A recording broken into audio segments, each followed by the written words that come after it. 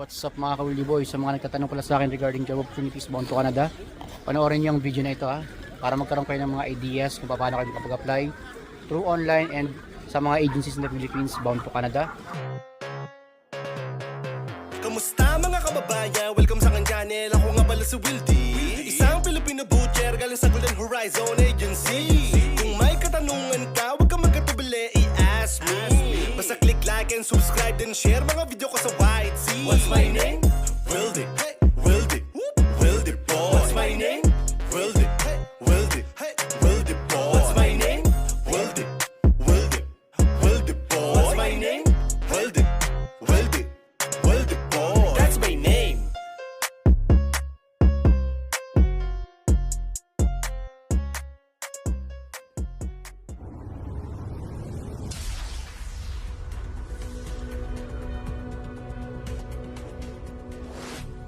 Ganun rin naman sa programa ng Bansang Canada para sa mga skilled workers, students, business people. Okay mga ka-Wildy Boy, unang pamamaraan para kayo makahanap ng trabaho bound to Canada is through online mga ka-Wildy Boy. Again, ito ay para sa mga interesado. All you need to do, send your Canadian format resume and cover letter sa mga email address ng employers na ibabahagi ko ngayon sa video na ito. So gamit ang iyong cellphone, laptop, iPad, tablet, kung anumang gadget ang gamit mo, go to Google, then type mo SAS Jobs mga kabayan. So SASKJOBS. And then meron kayong makikita ganito, website. Then pag lumabas yung page, may nakalagay dyan, 9,422 jobs posted in Saskatchewan today. So nag-update yan mga kabayan, nababawasan yan or nadadagdagan. And dito makikita nyo, view jobs by occupation, view jobs by region. So all you need to do, kung saan kayo belong mga ka-Wildy Boy, ano yung mga specific skills nyo? Ikaw ba belong sa management, business, finance and admin, engineers, architects, IT, natural sciences, health, social science, education and government, art, culture, recreation, sports, sales and service, trades, transport, construction, oil, gas, mining, farming, processing, manufacturing, and utilities. So, i-click nyo lang yung mga categories na itong mga ka-Wildy Boy. Just for example na lang dito sa may baba. Processing, manufacturing, and utilities. So, i-click natin yan. Lalabas dyan yung mga available job positions mga kabayan. Employer, location, date, and yung mga job availabilities. So, naka-indicate dito mga ka-Wildy Boy, position, food and beverage processing, supervisor. Kung kayo ay belong dyan, i-click nyo lang yan. So, lalabas yung detalye mga kabayan. Yung salary niya, 32.40 hourly. Ito ay located sa Saskatoon. Meron siyang isang vacancy, full-time. And then, ang education niya, at least grade 12. Apply by January 4, 2025. So, ito yung validity ng kanilang job posting. How to apply? Pwede nyo rin silang puntahan to Job Bank. Pero meron na itong email address. So, nandito na yung kanilang email address mga ka-Wildy Boy. Kahit hindi na kayo pumunta sa Job Bank, pwede na kayo magpasa dito directly sa kanilang email address. So, ito. Again, Canadian format resume and cover letter. Kung hindi nyo pa alam kung paano gumawa niyan, meron akong link sa description. Then, panoorin nyo yun at nandun yung mga instructions kung paano kayo makapag-provide ng Canadian format resume and cover letter. So, ganun lang mga kabayan na. Then, balik lang kayo sa may previous page. Then, hanapin niyo yung mga trabaho na pasok sa inyong skill. Processing laborer or food processing laborer.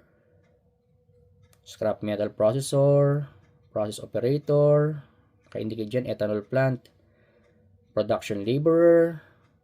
Sa mga nagtatanong pala kung pwede ang mga walang experience, so i-click nyo lamang tong mga available job positions and then makikita nyo dyan kung meron ba silang naka-indicate na kahit walang experience. So nakalagay dito, experience, no experience. So pwede kayo magpasa kahit wala kayong experience. Pero syempre naka-indicate dyan sa education, kailangan pasok ang inyong educational attainment at least grade 12. So yun mga ka-Wildy Boy, hanapin nyo lang yung mga trabaho na pasok sa inyong skill mga ka-Wildy Boy. So napakarami yan mga kabayan. Meron siyang 79 available jobs para sa category na processing, manufacturing, and utilities. So balik lang kayo sa previous page and then kung kayo naman ay belong sa oil, gas, mining, farming, click nyo lang yan mga kabayan. Lalabas yung mga available results. Sa mga nagtatanong about trabaho ng mga Equipment operator, meron dito farm equipment operator. Sa mga nagtatanong about farm worker, farm laborer, meron dyan. Service ship manager, grounds person, assistant manager, pork technician or pork production technician. Napakarami dito mga kauliboy. Harvesting laborer. I-click nyo lang yung mga available results. Then lalabas yung mga detalye. And nandito na yung kanilang email address mga kabayan. Kinakailangan nyo lang pasahan. Naka-indicate dyan. Kahit wala kayong formal education, sa experience, even without experience. And then yung validity ng kanilang job posting. So yun, ito ay mga trabaho specifically bound to Saskatchewan mga kabayan. Meron itong 399 available jobs mga kabayan. Male or female pwede mag-apply kahit wala kayo sa bansang Canada. Kahit kayo ay nasa ibang panig ng mundo, pwede kayo magpasa dito. So ganoon lang mga kauliboy. Then balikan nyo yung previous page. Then i-click nyo yung mga ibang category kung saan pwede kayo magpasa ng inyong applications. Ito naman ay para sa mga trabaho for trades, transport, construction. So yung mga truck driver, plumber, welder, nandito yan mga kabayan. Construction helper, yan, driver long haul, sheet metal installer, short haul truck driver, material handler. So hanapin natin yung welder. Nandito yung mga welder mga kauliboy. Kasi ito ay belong sa trades and construction. Trades, transport, construction. So tsagain nyo lang ang pag-i-scroll mga kauliboy. Heavy duty mechanic, facility technician, splicer technician, napakaraming truck driver. Journey person, mechanical technician, cabinet maker, carpenter, cement mason, caretaker, plumber manager, plumber, diesel mechanic, construction helper. Yan, welder mga kauliboy. Click natin yung welder. Sa mga naghanap ng trabaho for welders, o naka-indicate dito, meron siyang 2 vacancies, full-time, salary, $30 ang starting mga kabayan. And then sa experience, at least 1 to 2 year experience. Ang education nyo, dapat meron kayong grade 12 na educational attainment. And then, send your Canadian format resume and cover letter sa email address ng employer mga kauliboy. Naka-indicate na dito. So, ipapasa nyo dyan ang inyong application. So, ganun lang. Then, balik lang kayo sa previous page. Ang pinakamaraming job vacancies ay belong sa sales and service. So, i-click natin yan. Food services supervisor, cook, food services worker. Napakarami nito mga kauliboy. Meron siyang 3,373 available jobs. Ito ay specifically bound to Saskatchewan mga kabayan. Tailor, server, food and beverage, hotel clerk supervisor, kitchen helper, cleaner supervisor, housekeeping manager. Napakarami nito mga kauliboy. Kinakailangan nyo lang tiyagain ang paghahanap. And then pasahan nyo agad ng inyong Canadian format resume and cover letter. Pasahan nyo lahat ang mga available jobs na pasok sa inyo mga kauliboy. And then about art, culture, recreation, meron 50 vacancies. I-click nyo lang yan. Social sciences, education. Sa mga nagtatanong naman about trabaho for health services, meron dito. Click nyo lang yan. Meron 1,626 results. Medical responder, continuing care assistant, nurse A, registered nurse. So, ang kagandahan nito mga kauliboy, may mga pathway tayo bound to Canada na pwede kayo maging permanent resident, lalong-lalo na sa mga caregivers. So, registered nurse, continuing care assistant, respiratory therapist. Napakarami nito mga kauliboy. More than 1,000 results to. So, hanapin nyo lang yung mga specific job title na pasok sa inyo mga kabayan. Occupational therapist, licensed practical nurse, healthcare aide. So, kailangan nyo lamang tiyagain to yung mga belong sa health services. So, yun. And then, balik kayo sa previous page. Sa mga categories. Kung ikaw ay engineer, architect, ikaw ay belong sa information technology, national sciences, business, finance, and admin. At ikaw naman ay belong sa management. I-click nyo lang yung mga available categories mga kauliboy. So, ganun lang mga kabayan I hope nakatulong sa inyo ang information na ito. Dumako naman tayo sa isa pang pamamaraan mga kabayan na online din, pero through job bank naman mga kabayan. So matagal ko nang tinuturo to mga kauliboy ha. So i-type nyo sa Google jobbank.gc.ca. Then lalabas dyan. Click nyo tong website na to. Ang tinuturo ko mga kabayan na ay pupunta kayo sa pinakababa. Dun sa may nakalagay na resources made for you or resources tailored to your needs. Ang ibig sabihin yan, para magkaroon kayo ng idea kung pwede kayo magpasa o hindi. Dahil naka-indicate dito kung kayo ay pwede magpasa even without a valid Canadian work permit. So sinasuggest ko, click nyo itong may nakalagay na foreign candidates from outside Canada. Then nakalagay dyan, search jobs from employers who are recruiting foreign candidates from outside Canada. I-click nyo yung trabaho na gusto nyo applyan dito mga kabayan na. Just for example na lang, farm worker. And then sa location, logging all of Canada. Then, click nyo yung search. Sa trabahong farm worker, para yan sa mga Canadians and international candidates. Ibig sabihin yan, pwede magpasa kahit wala kayo sa bansang Canada, nasa Pilipinas ka man, o nasa ibang panig ng mundo. So, nakalagay dito, worker farm. Click natin yan. Posted on October 29, 2024 by Greatland Farms Limited. Naka-indicate dito, languages English, education, kahit wala kayong mataas na education, experience, 1 year to less than 7 months, and then yung kanilang responsibilities. So makikita nyo agad dito mga kabayan na, who can apply to this job? The employer accepts applications from Canadian citizens and permanent or temporary residents of Canada, other candidates with or without a valid Canadian work permit. Again, other candidates with or without a valid Canadian work permit. Then i-click nyo itong may nakalagay na show how to apply. Naka-indicate dyan yung email address ng employer. Dyan yung ipapasa ang inyong Canadian format resume and cover letter mga kauliboy. And then yung validity ng kanilang job posting. Valid until January 15, 2025. So ganoon lang. Kinakailangan nyo lamang tsagayin ang pagkapasa dito. Then makakapili kayo ng mga trabaho na gusto nyong pasahan dito mga kabayan. Ito naman ay para sa mga farm workers. So marami yan mga kabayan. So maraming nag-comment sa aking reels kasi nga tinatanong ko yung mga trabaho na gusto nyong applyan. And ito na yung mga pamamaraan para kayo makapagpasa ng inyong applications. May mga nagtatanong about trabaho ng driver or truck driver. Itatype nyo lang mga kauliboy ha. So driver. Again, hindi nyo nababaguhin itong location, logging all of Canada. Then search nyo lang. So sa trabahong driver for Canadians and international candidates, meron siyang 2004 results. So, iba't ibang klase ng driver to. Truck driver. May nakalagay din dyan na trailer truck driver. So, as long as kayo ay bilong sa trabaho na ito, pasahan nyo lang. Long haul truck driver, bus driver. So, click natin itong mga sample na results. Ito ay truck driver. Posted on December 20, 2024 by Northern Castle Trucking. Naka-indicate dito, at least 1 year to less than 2 years ng experience, education kahit walang mataas na education, English ang language.